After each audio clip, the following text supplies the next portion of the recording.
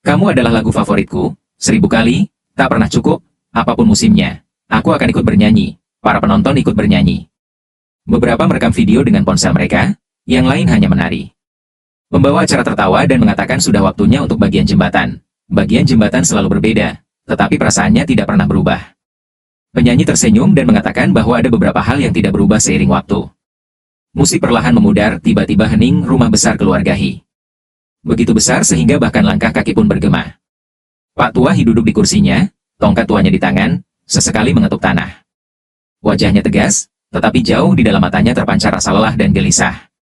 Kepala pelayan dan para asisten berdiri tegak, tak seorang pun berani berbicara. Pak Tua Hi berkata pelan bahwa sejak ia membuka matanya, pikirannya hanya dipenuhi oleh satu hal, cucunya yang hilang. Pelayan menjelaskan bahwa berita telah menyebar ke seluruh Jiangcheng, dan siapapun yang memberikan informasi sekecil apapun akan diberi hadiah. Pak Tua Hi membanting tongkatnya ke tanah dan menyatakan bahwa ia tidak menginginkan hadiah, melainkan darahnya sendiri. Reputasi keluarga Hi tidak selama itu sehingga seorang anak bisa hilang. Jika takdir mengambilnya, takdir akan mengembalikannya. Adegan beralih ke sebuah apartemen tua. Di dalam, lampu redup, dan kipas angin tua berputar. Ibu berbaring di tempat tidur, bernapas agak berat. Dodo duduk di sampingnya, buku catatan PR-nya tertutup, hanya memandanginya. Jari kelingkingnya melingkari jari ibu, seolah-olah melepaskannya akan membuatnya pergi. Paman duduk di pojok. Dia bilang dokter sudah mengganti obatnya lagi, tapi mahal sekali. Ibu tersenyum dan berkata tidak apa-apa, yang penting cukup. Dodo berkata dengan polos bahwa ketika dia besar nanti, ibu tidak perlu lagi menunggu obat. Dia akan menghasilkan banyak uang sampai dokter pun akan memberi hormat kepadanya. Ibu tertawa dan menangis. Dia merapikan rambut Dodo dan berkata bahwa putranya memiliki hal yang paling berharga, keberanian malam hari. Paman mengajak Dodo keluar. Lampu jalan menyala. Dodo memandang kota dan bertanya seperti apa orang-orang yang tinggal di gedung-gedung besar seperti itu. Paman berkata bahwa mungkin mereka juga berasal dari rumah-rumah kecil seperti itu.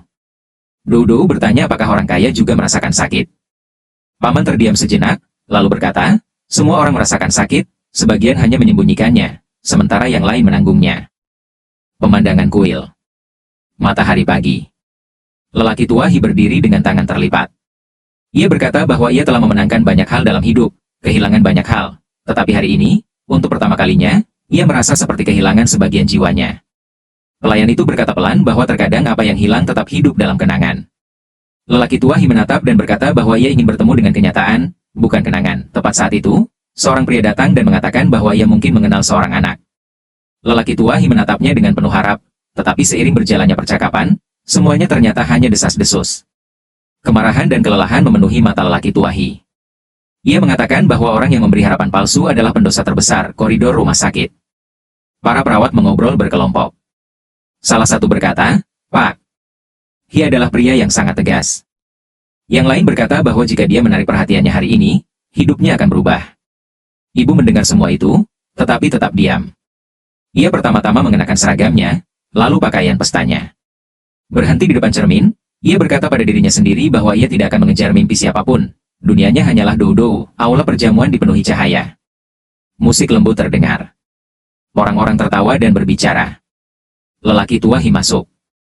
Semua orang berdiri tegak. Dia perlahan berjalan masuk, mengamati wajah orang-orang yang lewat. Pelayan mengingatkannya bahwa wanita itu adalah seorang dokter, masih muda, dengan tatapan tulus di matanya. Lelaki tua Hi berjalan maju, mengamati setiap wajah, lalu matanya tertuju pada Dodo. Waktu seolah membeku. Suara itu perlahan menghilang. Lelaki tua Hi hanya bisa mendengar detak jantungnya sendiri. Dodo berdiri sambil memegang tangan ibunya, sama sekali tidak terganggu. Lelaki tua Hi merasa seolah-olah telah melihat dirinya sendiri saat masih kecil. Dia perlahan mendekat dan mencondongkan tubuh, bertanya, Nak, siapa namamu? Dodo berkata dengan suara sederhana, untuk ke. Tangan Pak Tua Hi gemetar. Kenangan bertahun-tahun terlintas di depan matanya. Ia berkata pada dirinya sendiri, jika ini bukan lelucon takdir, lalu apa? Ibu segera menarik Dodo ke sisinya. Ada rasa takut di matanya. Pak Tua Hi menatapnya, dan untuk pertama kalinya, suaranya melembut. Ia berkata bahwa terkadang apa yang kita cari ada tepat di depan kita hanya tidak punya waktu untuk menyadarinya. Aula perjamuan kembali dipenuhi suara bising, tetapi dunia Pak Tua Hi hanya terbatas pada Dodo. Lagu yang sama terdengar dari kejauhan, seolah-olah takdir sendiri yang memainkan musik latar. Kamu adalah lagu favoritku, 1000 kali, tak pernah cukup. Kamera perlahan bergeser mundur. Sang ibu memeluk Dodo. Lelaki tua Hi berdiri agak jauh, mengamati mereka berdua, seolah sedang mengambil keputusan yang hanya waktu yang akan menjawabnya. Layar berangsur-angsur menjadi gelap.